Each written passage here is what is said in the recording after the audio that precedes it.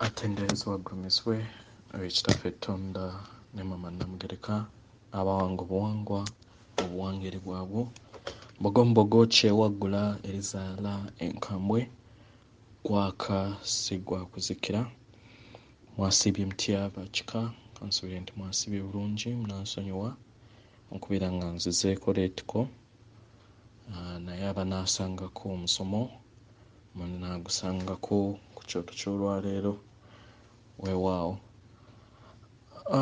Tuyagadde twogere ku cultural suicide, abawambi b'ensi oba emyoyo egy'enegative vibration oba bakatonda ab'ekibi abatambulira mu kizikiza ekyasobola okubeera nga kisensera buli sekita ey'ensi gye tulimu.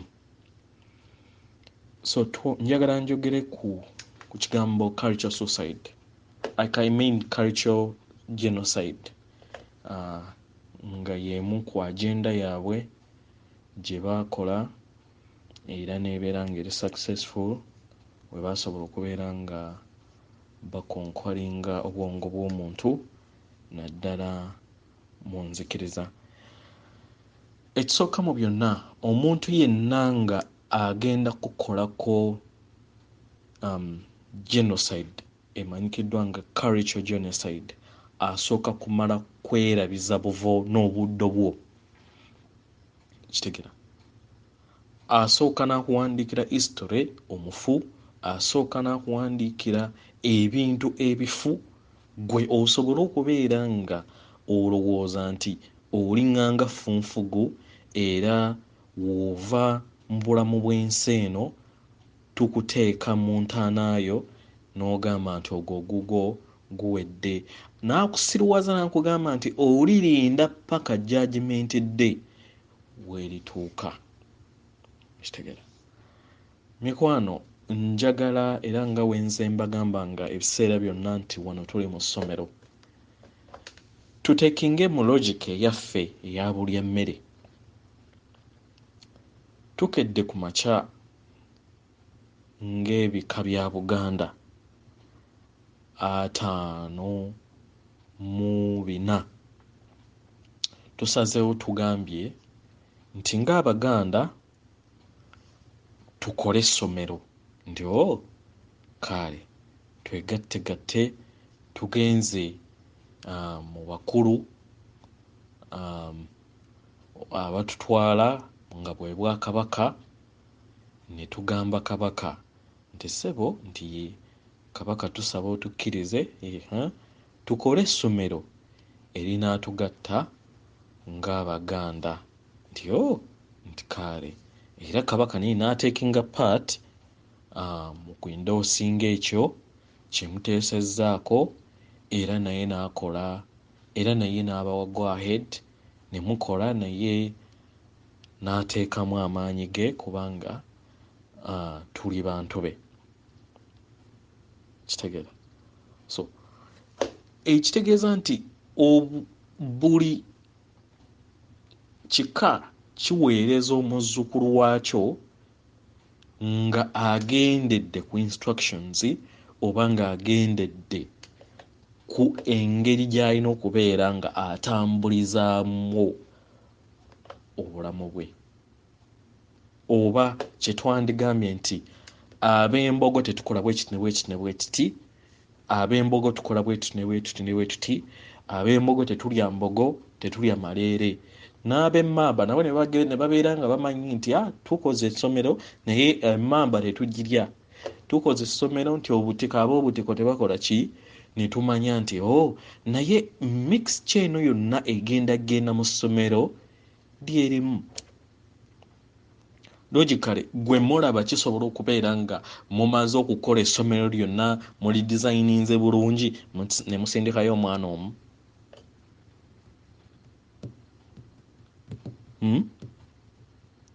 Gwe mwe mulaba gye ekiri? Kati katukijje ddala mu reality ekyo kye yatukweka oba omulabe waffe kye yakola nga cultural suicide. obuwangiro bw'Katonda bwa wano buva mu byombo ebimanyikiddwa nga emmunyeenye. Kitegeera emmunyeenye gye tuva kubanga lwe lulubaale lwe tuvaamu ne tukka mu maka g'emyoyo nga ge maka gakola taata ne maama. Ekitegeeza nti nno bajjajjaffe Kayiira oba Mugema oba ki kubanga gye bali mu mmunyeenye ezo era amannya gano tegasookedde wano gaba gavudde mu butalabika. Kitegeera so gaba gavudde mu mmunyeenye oba ffe bye tutalaba naye nga weebiri bitulaba. So ne bakola concession then ne basalawo ne bagamba nti kati buli kika kitegeera tuyina okubeera nga tutambuliza essomero lino ku buwangire bwaffe ng'ebika kubanga jjukira emmunyeenye oba bajjajjaffe abatudde emmunyeenye baakola essomero lino lye tulimu nga bateekateeka okusobola okubeera nga bayisa abazzukulu baabwe mu bigezo oba ne experience okusobola okubeera nga bakula mu bwakatonda bwabwe. Ekisooka suicide gye yasooka otukola kutugamba nti nno bonna ab'ebika nga bamaze okutuula emmunyeenye zonna nga zimaze okutuula zaasalawo zitonde omuntu omu kyokka nga jjukira omuntu oyo omu kitegeera tasobola kubeera nga representinga cultures za buli mmunyeenye. Ekitegeeza nti buli mmunyeenye yayina okubeera nga bagoberera amateeka kubanga already amateeka eri gaali already gye gali. Omuntu ow'emmunyeenye y'embogo tawassa mu mmunyeenye ya mbogo agenda mu mmunyeenye endala. Ekitegeeza nti nno ekyo kye baatusomesa ne mu kuviira ddala mu ntandikwa nti omuntu eyatandika yali omu kyali the beginning of a genocide. Kitegeera yali beginning ya genocide kubanga tekikola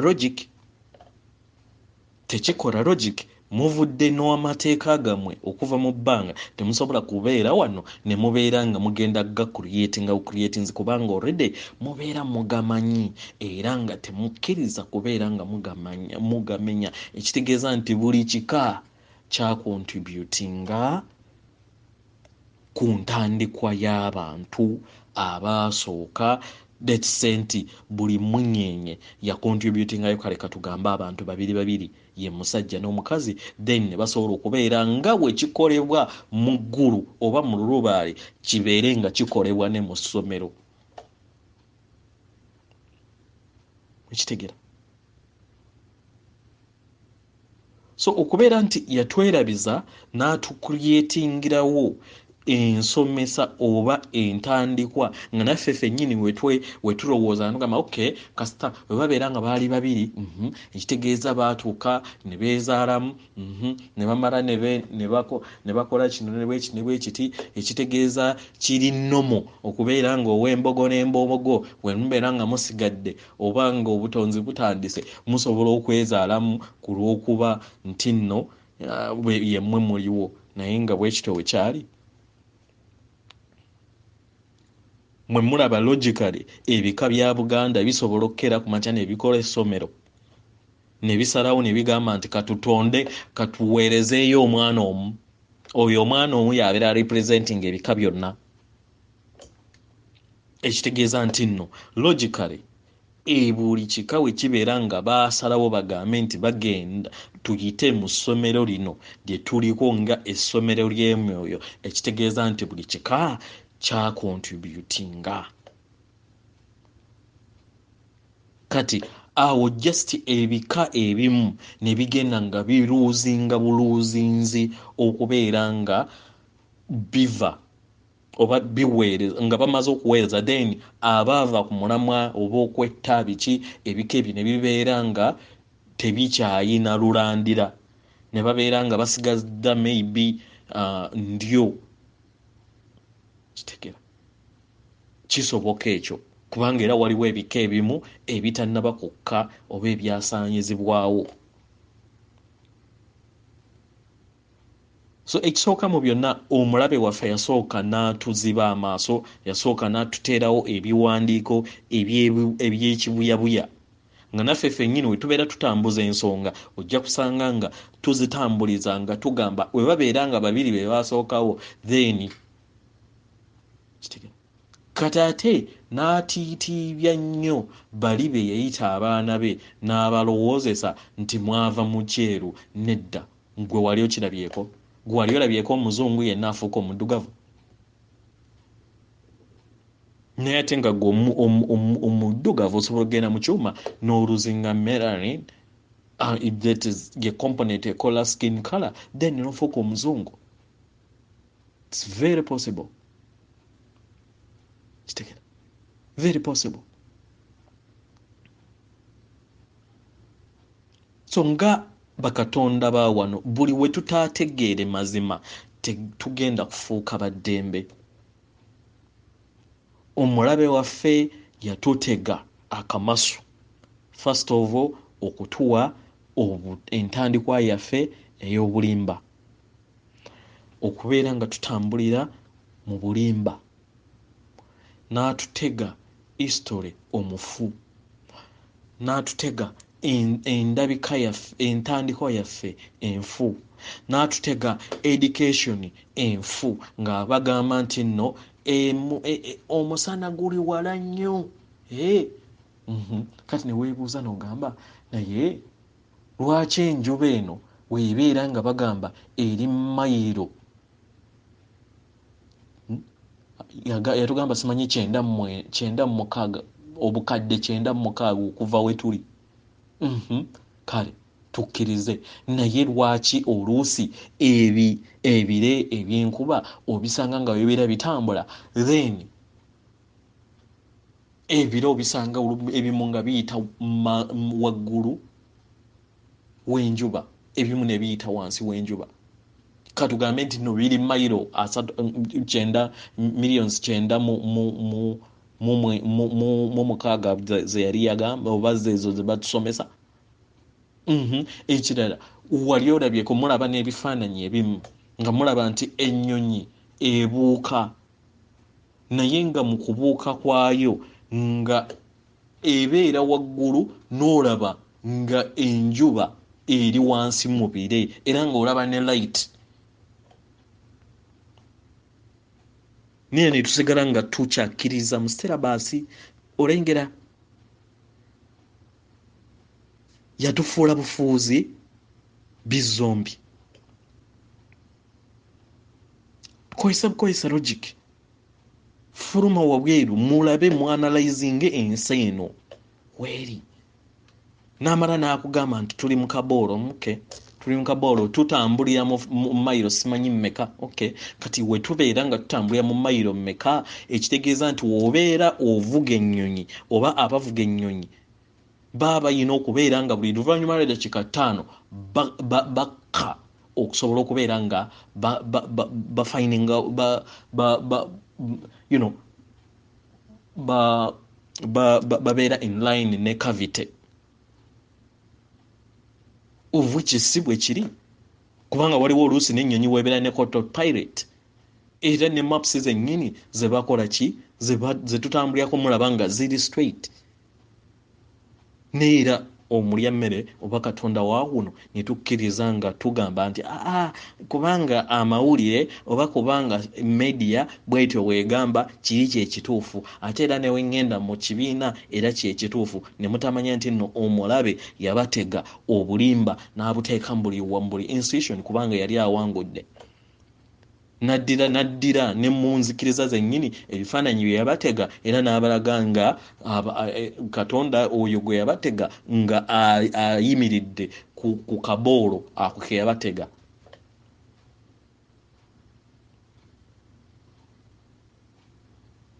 Omuntu yenna ng'ayagala akusaanyeewo alina kwerabiza ntandikwayo.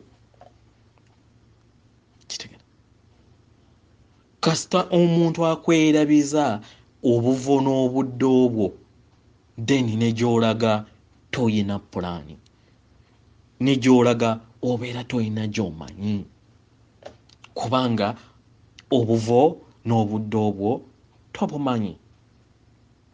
Mukwano, njagala okitegeere, ebintu byonna bye baakusomesa, ebintu byonna bye baatuwandiikira, ebintu ebyo byonna bye baatuteera mu maaso butwa ebisinga obungi.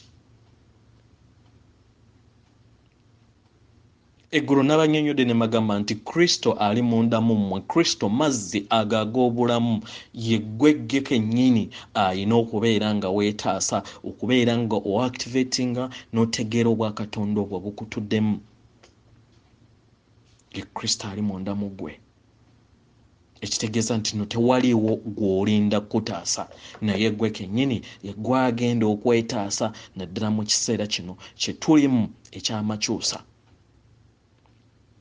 Amakyusa kitegeeza ki? Nti tuva mu one age to another age, tuva mu Pisces ebeera cycle gye tutambiriramu abalongo ab'olukalu n'abalongo ab'oku nnyanja.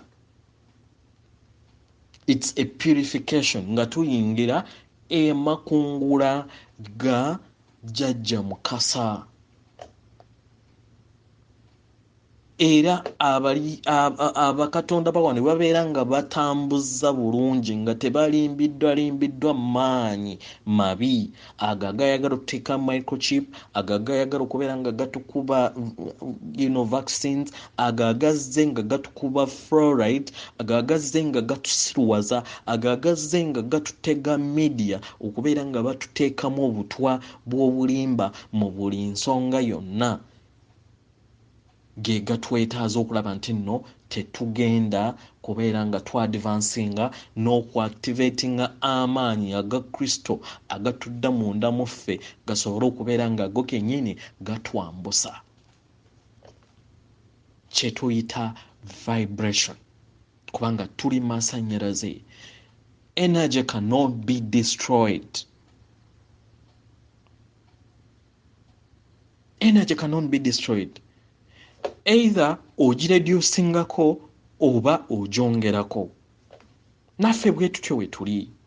Ate obw'obugagga bwaffe ng'abalya mmere oba nga bakatonda ba wano si nsimbi nga ffe we tuziraba. Nedda.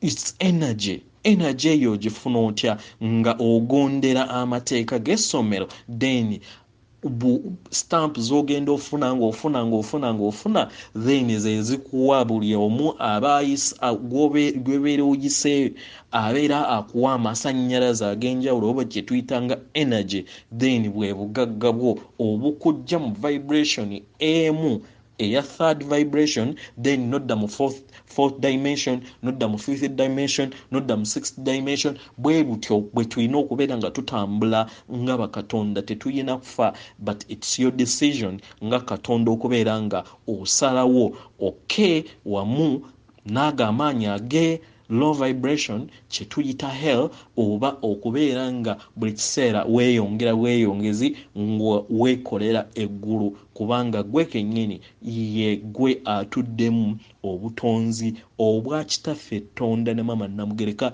bwe yatwegabanyizaako. Ensonga lwaki nabagamba nti nno ye tetumuyita Katonda kubanga yatuwa ettonde okuviira ddala ku baana be 7, then ffe abaamuvaamu ne tufuuka bakatonda, ye n'asigala mu kitiibwa ekya Taata Tonda.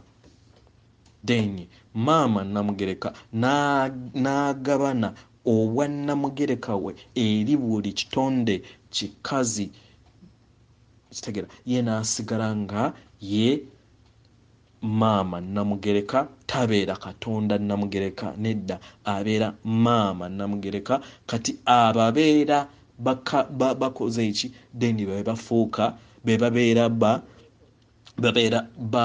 bagabanyiziddwako ku maanyi aga okugereka oba n'abagereka. nga woonaalaba nga kabaka wa Buganda kiviira ddala kuva mu ntandikwa mukitegeera. So tujjukire ki kyetuli, ekiseera kyetulimu kiri critical. Oli waka si by mistake, naye omulabe yayagala okubeera nti akwerabiza n'akugamba nti this is the end of the world. Nedda, it's not the end of the world. Okujjako mpozi nga asobola kufuula end of the world ng'akunywesezza gali amazzi aga crystal oil agabeera gaggiddwa mu muntu gwe basse mu butemu mu bulumi, then n'agakunywesa awo n'otunda omwoyo gwo. Naye waabeera nga takikoze ekyo talina buyinza eri mwoyo gwo. Naye w'obeera ng'ovudde mu mubiri nga tokoze ebyo bajjajjaawo bye baakugamba, then omusaayi gwo ogukuvaamu oba ab'eŋŋanda bo ate balina okutambuza ensonga okubeera nti bakutaasa okuva mu kkomera gy'olituukira. Kati buli omu abeera ng'aforward ng'agamba abaana be balikola, omanyi kiki ekiri mu kkomera? Omanyi obulumi obuliyo?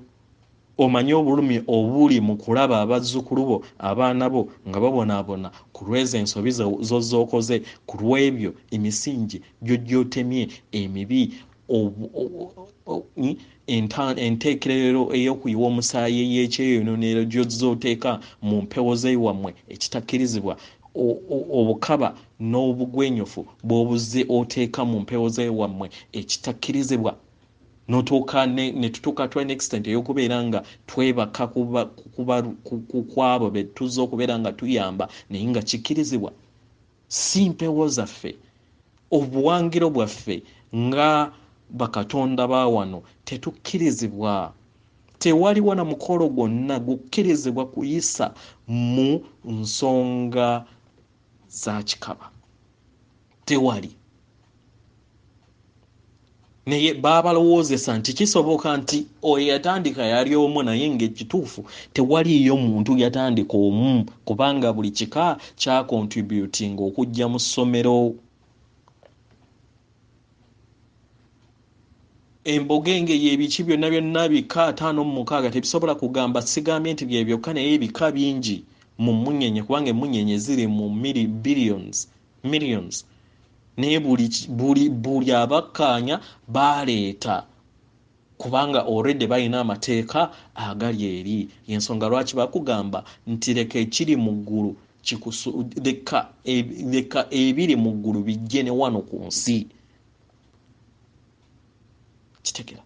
So ekitegeeza nti nemmunyenye gye wavaamu oba ekika kye wavaamu kyekirina okubeera nga kikuwa ennambiko entuufu ezirina okutuusa mu kwesiima era n'okubeera nga otambulira mu bwakatonda bwo obujjudde.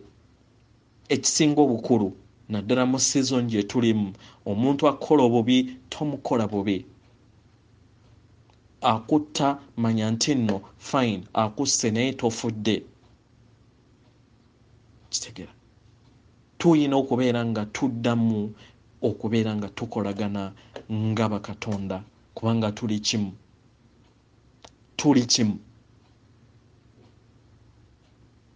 Tuli kimu n'obutonde bwonna, ne bibeera bisolo, ne bibeera binyonyi, ne bibeera miti. Tuli kimu kubanga ekyatutonda oba amaanyi aga crystal oil gali mu ffe ffenna, kubanga ge gatambuza obulamu bwa buli kintu. Ye Kristo ali munda mu ggwe. Weewaawo atendereze wagulumiswe ekitaffe Tonda ne Maama Namugereka abawanga obuwangwa mu buwangire bwabwo. Musule bulungi.